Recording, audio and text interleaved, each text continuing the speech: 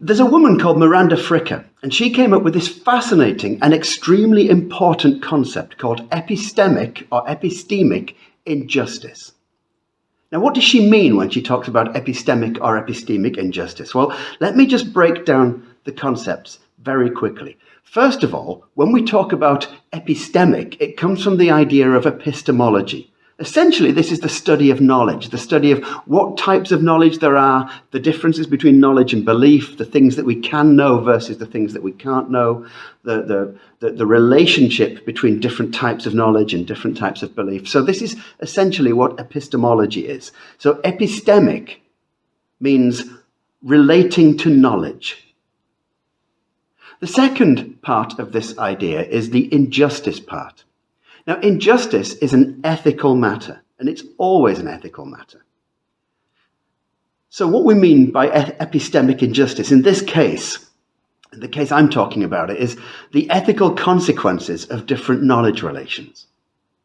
Now, let me break this down into two parts, and this is following Fricker, by the way.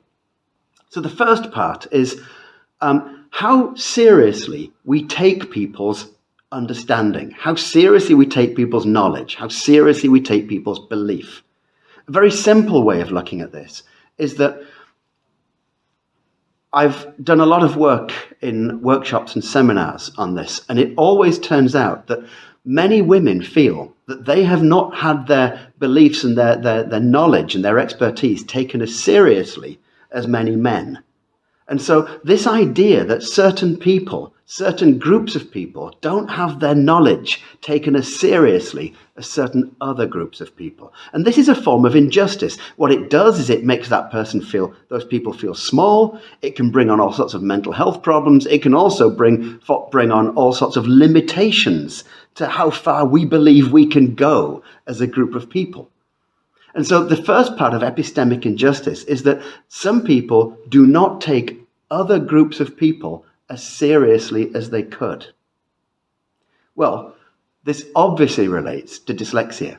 The number of people who do not take dyslexics as seriously because they look upon dyslexics, they look upon us as somehow mentally broken or deficient in some way. And so a lot of the time, dyslexics suffer epistemic injustice because people do not take us as seriously as they might otherwise take people.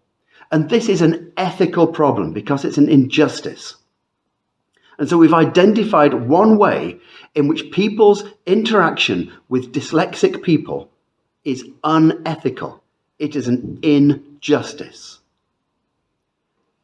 The second way we talk about epistemic injustice is in terms of who has access to knowledge. How much knowledge do you have access to? So here's a very simple example. In the United States of America, in general, African American kids are not educated as highly as their white counterparts. And there are all sorts of complex social reasons for that.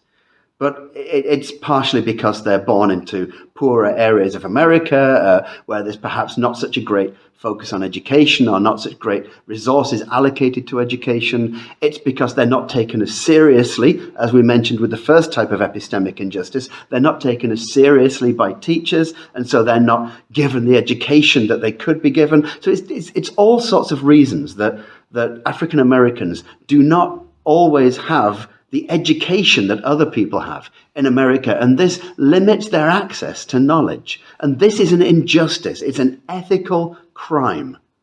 Well, the same can be said in a slightly different way, but the same can be said about dyslexics.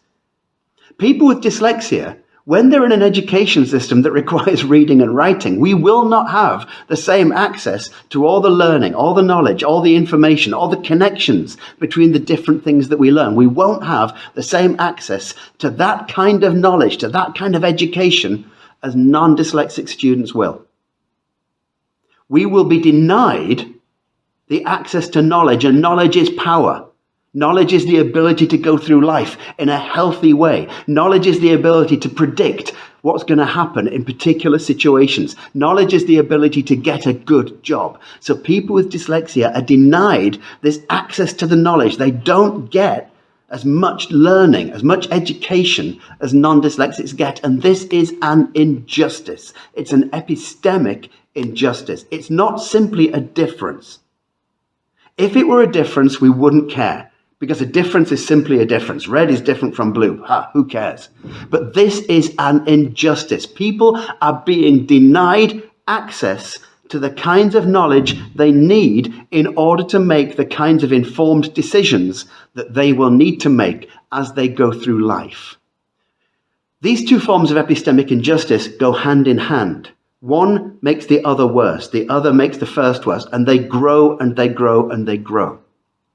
This is the problem with this kind of injustice.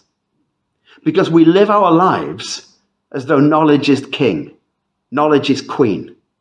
We live our lives in a rationalist world. And if you're not as rational, if you're not as knowledgeable about things, then we do not take you seriously.